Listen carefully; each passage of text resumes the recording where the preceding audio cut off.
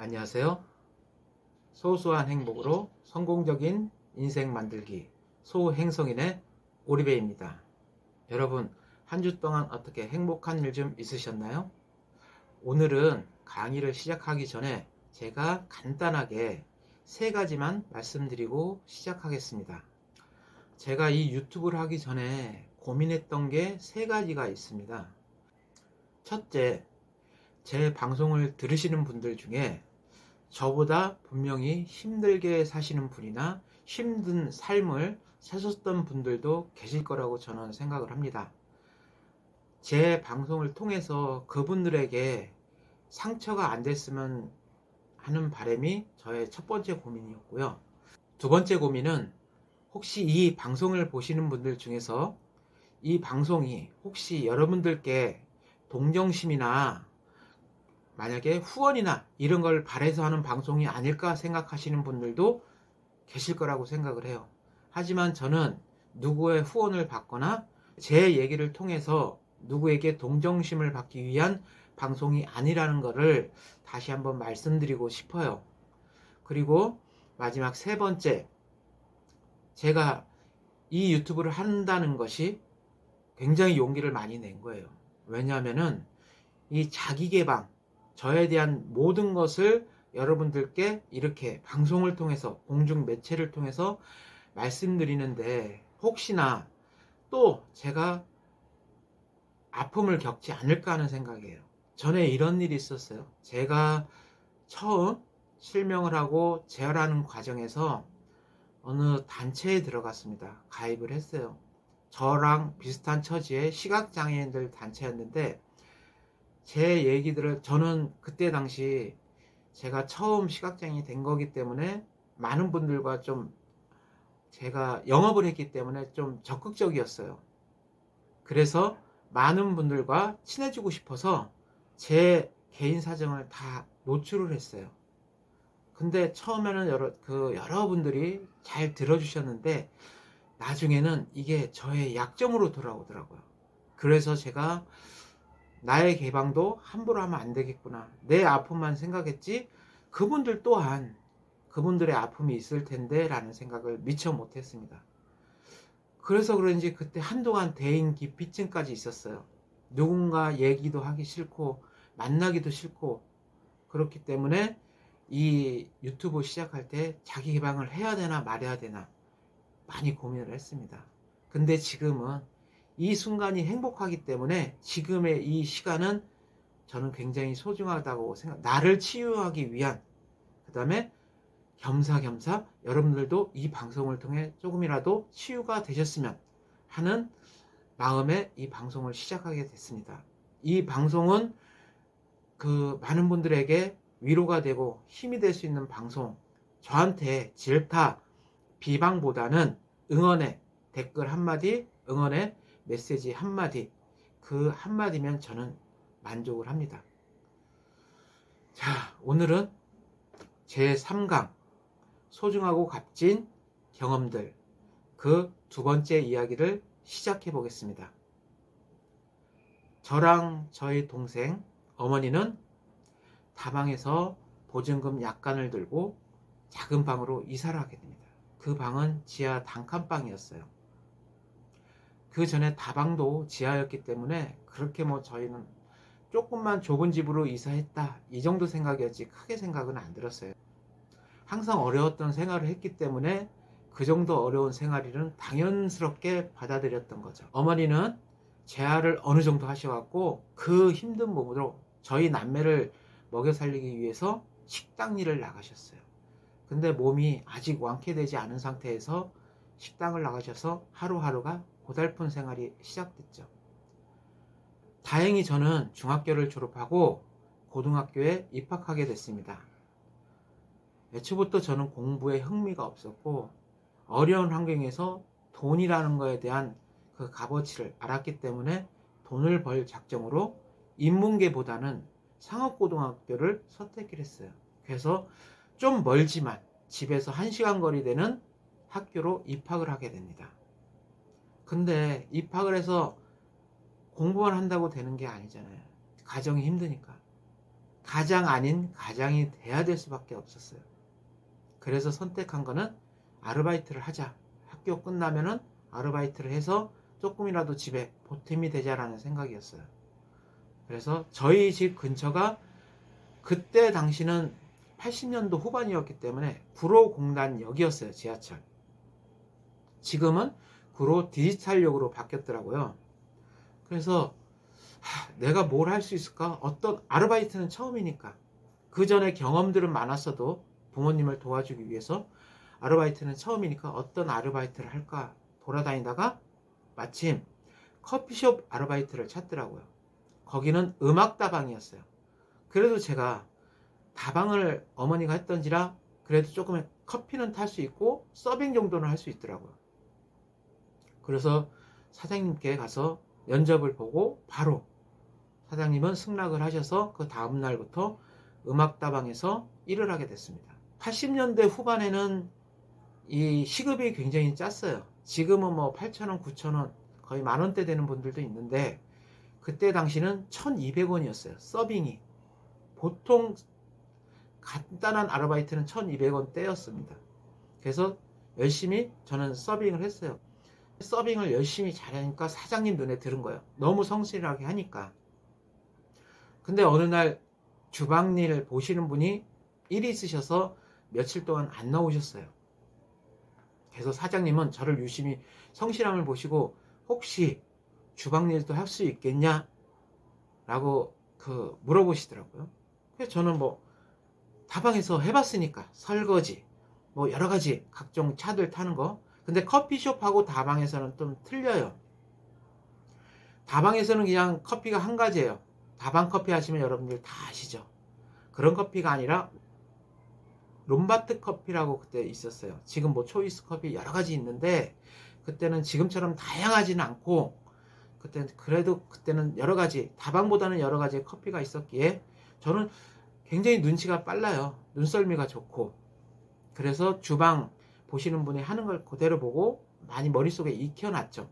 새로운 거에 대한 도전하는 걸 그때도 좋아했던 것 같아요. 그래서 네, 할 수 있습니다. 근데 사장님이 말씀하시길 주방에서 일하면 300원을 더 주신다 그랬어요. 그래서 1,500원을 받고 주방 일을 하게 됩니다. 근데 너무 재밌었어요. 그 일이.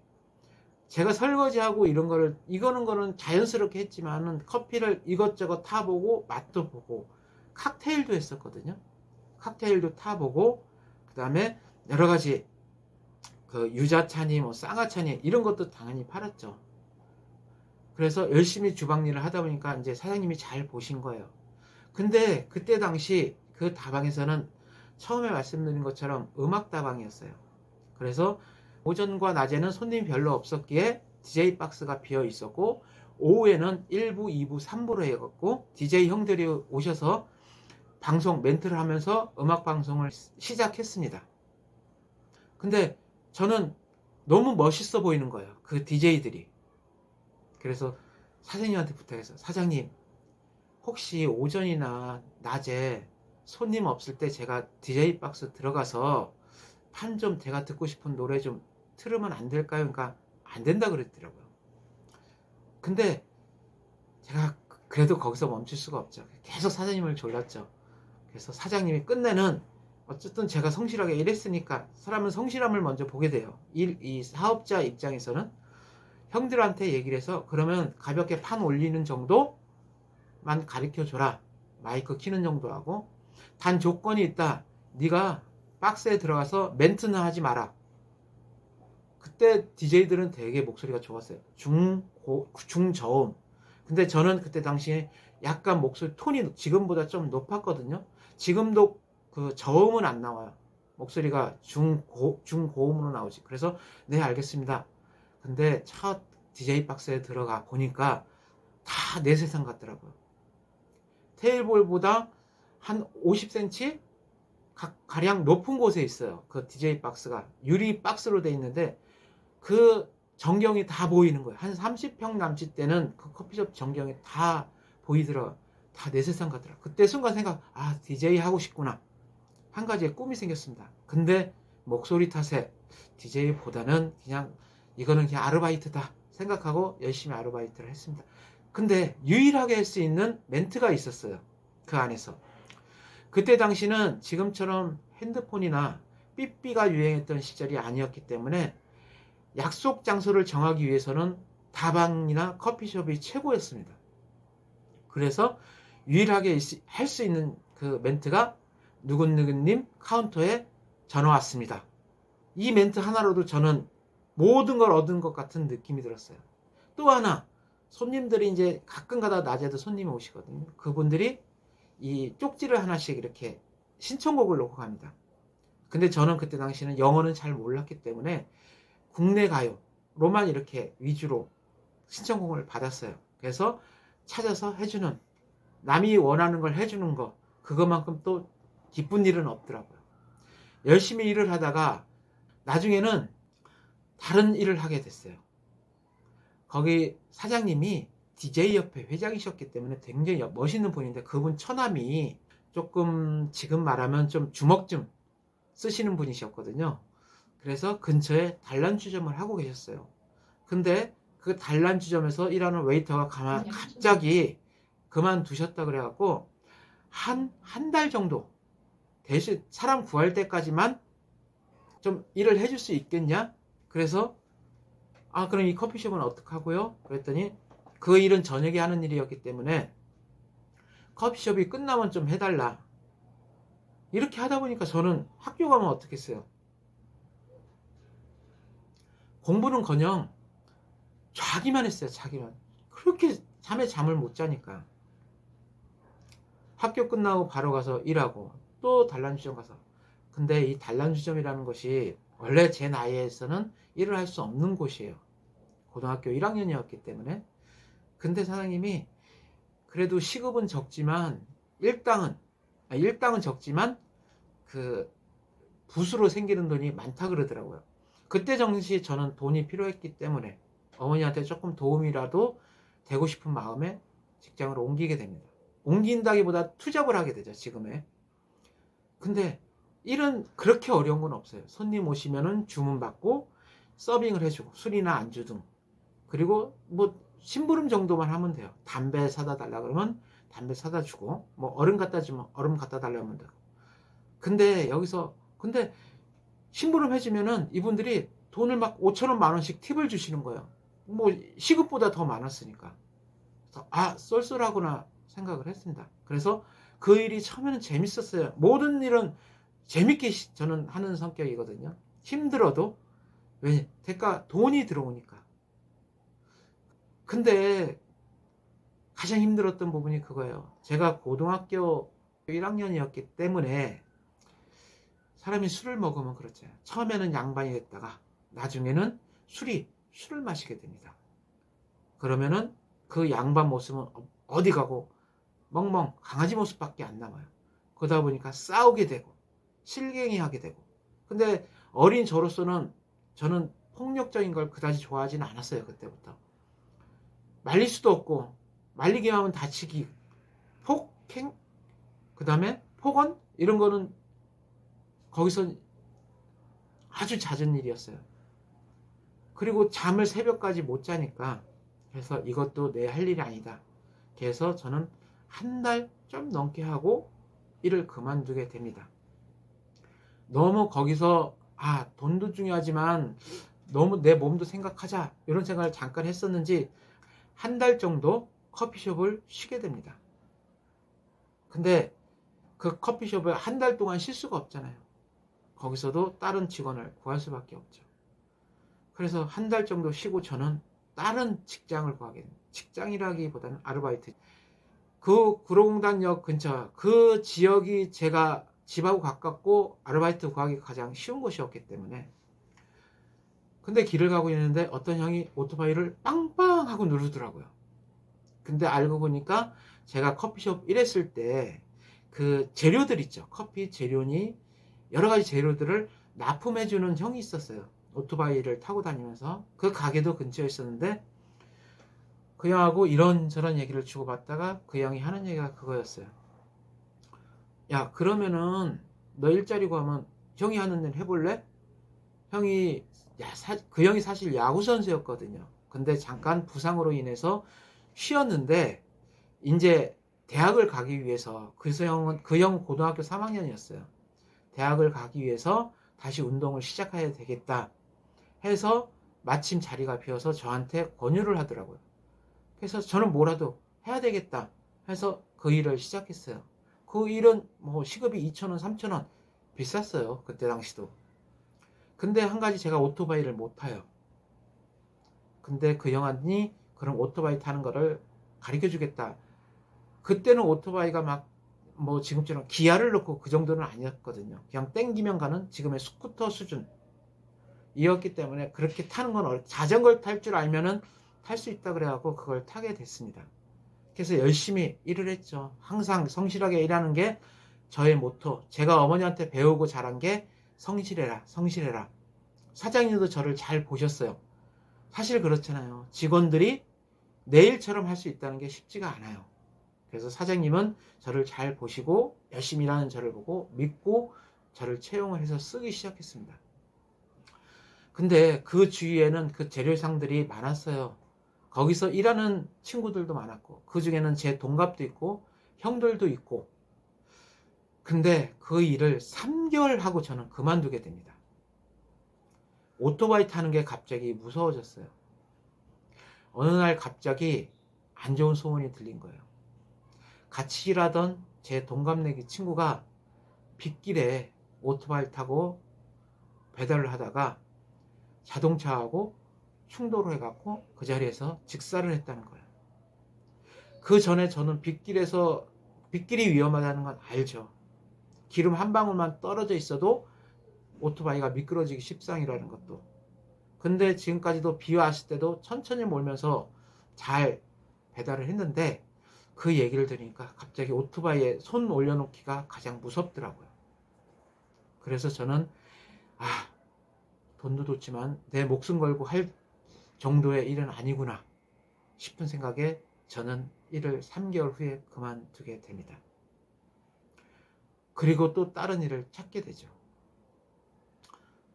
자, 여러분, 모든 일에는 대가가 따르기 마련입니다.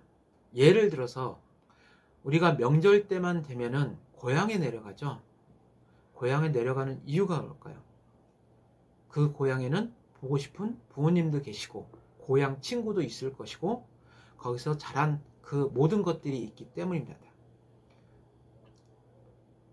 내 추억이 있기 때문입니다. 그런데 고향에 내려갈 때 어때요? 엄청난 교통체증이라는 게 있죠. 그걸 감수하고라도 고향에 내려가는 이유는 뭘까요? 네, 맞습니다. 가서의 그 행복, 부모님을 보고 고향의 모든 것들, 내 추억을 보는 행복이 더 크기 때문에 그 정도의 대가를 감수하고 고향을 내려가는 겁니다. 저 또한 그렇습니다. 결혼을 해서 가족을 이루고 근데 아버지의 그 무책임을 본 탓에 책임감이 굉장히 강해졌어요. 그 전에도 책임감은 항상 강했습니다. 내가 맡은 일에 만큼은 내가 끝을 봐야지 되는 성격이었거든요. 근데 때로는 이 책임감이 어깨에 크나큰 무게가 될 수도 있어요. 부담이 될 수도 있고. 그런데 제가 이 대가를 감수하고도 가정을 지키려는 이유는 가정에서 얻는 행복이 저한테는 힘이 되기 때문에 엄청난 큰 에너지가 되기 때문에 그 책임감, 부담스러움 그 정도는 제가 감수를 하고 사는 것 같습니다. 여러분, 이처럼 내가 얻는 것들이 그만큼의 가치가 높다 그러면은 그 정도의 대가는 감수할 수 있겠죠. 대신 내가 얻는 것들이 남에게 피해를 입히거나 욕심이 과하다 그러면은 그에 따른 대가는 여러분이 생각하시는 그 이상의 안 좋은 결과가 나올 거라고 저는 생각을 합니다. 그래서 모든 일을 시작할 때 여러분들이 신중히 생각하시고 그 대가까지 이왕이면은 생각하시고 일을 시작하셨으면 좋겠습니다. 자, 오늘 강의는 여기서 마치겠고요. 다음 주 소중하고 값진 경험들 그 세 번째 시간으로 여러분 찾아뵙겠습니다. 여러분 한 주도 순간순간 행복하십시오. 감사합니다.